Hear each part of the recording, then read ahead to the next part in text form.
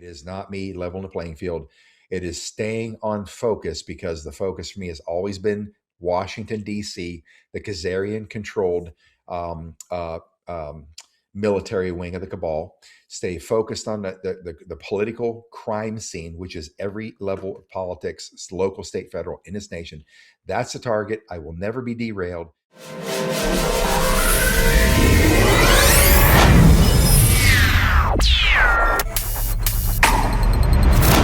So I had a front row seat to your debacle. You were hit hard by MSNBC's Rachel Maddow, followed up by another hard hit by Alan Dershowitz. And God bless Alan Dershowitz for standing by the Constitution when it comes to supporting the president on some of the challenges that he's had. But there's a whole other side of Alan Dershowitz. But what I'd like to talk about is what incoming did you take from Rachel to Alan, how that impacted the ReAwaken tour, and your dialogues with the Trumps.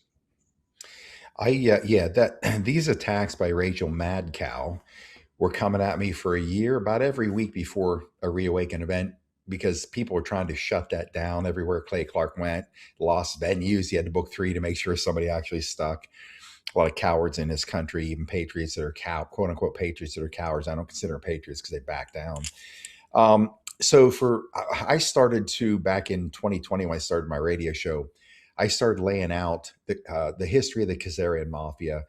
It's interesting because back in that day, politics and the whole evolution of this for 30 years, I've never heard the term Khazarian Mafia, and didn't know who they were.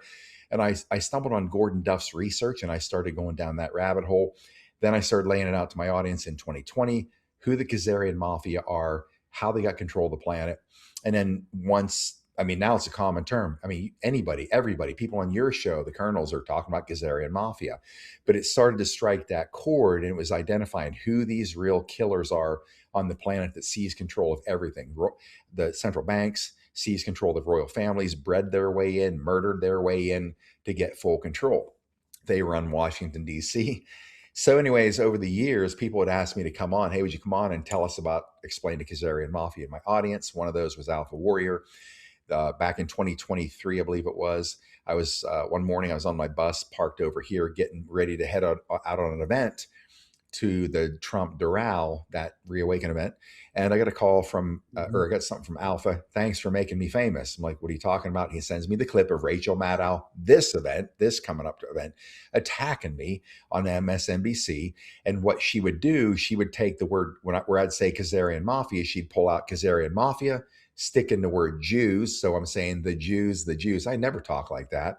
And they're not Jewish or have ancient Hebrew DNA. Anyways, they're Khazarian bloodline. They're fake.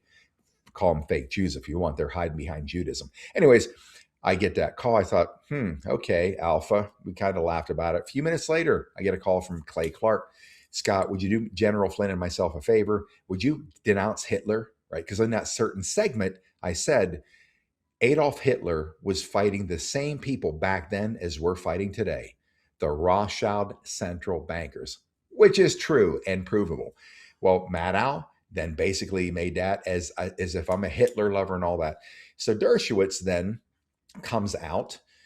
He sees this, and I didn't know this. All I knew is that day when it happened, I said to Clay, yeah, I can do whatever I'll denounce it, whatever you want from the stage. I kind of had an idea, but I thought this is kind of insulting. I'm not even going to really address and say, what's this about?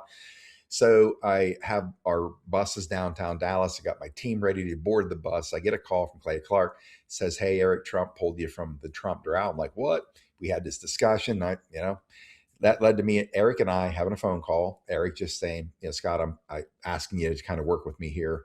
And I got a lot of Jewish people who are threatening to walk out off the job because they believe this stuff, this crap. Anyway, so we had a discussion, and of course, I agreed and said I can acquiesce to that because I don't want to have them successfully use me or Patriot Street Fighter to try to damage the Trump campaign or anything. But I found out the next day what really happened was Alan Dershowitz told the whole world in a 30-minute vicious attack on me, called me a horrible Nazi and anti-Semite, which made him a fool because my life was saved by an Ashkenazi Jew. The Ashkenazi, I guess, are the true Khazarians. A wonderful man took me in after I was killed in a motorcycle crash, left paralyzed, destroyed, ended up homeless, crippled, and penniless 8 months after the crash, refused a disability check. A very dear friend of mine insisted that I live with him. He was disabled in a motorized chair. I've known him for years. I watched him lose his abilities that way.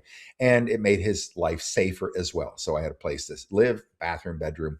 And I lived with my good friend Alan, where I could fight back and overcome paralysis and walk again. So an Ashkenazi Jew saved my life, but I'm an anti-Semite. Well, that's how that all came down. I was excused from the ReAwaken tour. And the thing that was bizarre about it, and I think, arguably or maybe inarguably, Patriot Street Fighter was the biggest ticket seller. Tickets, I didn't get any money for it, but ticket sales are the biggest draw to Patriot Street Fighter or to the ReAwaken tour. That was told to me by the inside people at Clay's organization. You're the biggest draw for the ReAwaken tour, which is flattering. I mean, I thought, what an honor. Anyway, so yeah, they removed me from that tour, and I could have gone public and rained a shitstorm down again on an unfair situation, but I didn't, because I felt what's critical is the mission. It is not Scott McKay. It is not me leveling the playing field. It is staying on focus, because the focus for me has always been Washington, D.C., the Khazarian controlled military wing of the Cabal. Stay focused on the political crime scene, which is every level of politics, local, state, federal, in this nation. That's the target. I will never be derailed. I've had people stolen hundreds of thousands from me. I could dice them up on here on my channel. I say nothing. I stay focused on the target. And but Alan Dershowitz, I didn't need to attack Alan Dershowitz, because I knew the world would find out that he's on the Epstein list. I knew the world would find out 14-year-old girls have accused Alan Dershowitz of raping them on Epstein Island. I knew that would settle itself out. And that's what happened, and why I was removed from the ReAwaken America tour. I will still say that I think that was one of the most important things that happened in the nation, was a tour. I commend General Flynn. I commend Clay Clark for doing it. Clay Clark's paid a price for it as well. And I'm honored, and it was a great privilege to have been on that tour. So even though it turned out a little differently than I probably should have, but that's kind of how that all went down.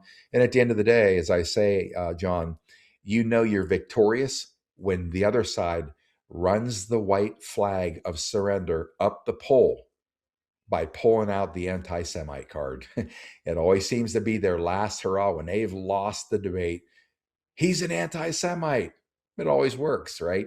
Well, I don't think it did, because Rachel Madcow's off the news plane, and Alan Dershowitz has been exposed for whatever Alan Dershowitz might have been involved in at Epstein Island.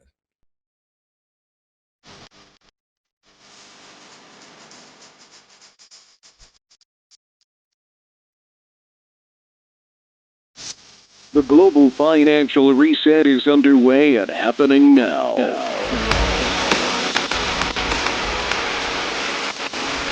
The battle rages on with competing parallel systems. The current deep state Federal Reserve Central Bank system and the system President Trump and team has developed. While the dawning of the golden age is upon us, we are presently in the danger zone through the reset transition. Join me and my prominent guests every Wednesday live at 8:30 p.m. Eastern on JMC Broadcasting's backup Rumble channel on X, Facebook, and YouTube. Sign up for JMC's free weekly war report, including notifications of when the Global Financial Reset Show is published. The future is bright, and it belongs to us, not to the global elite. Global Financial Reset. Only from JMC Broadcasting.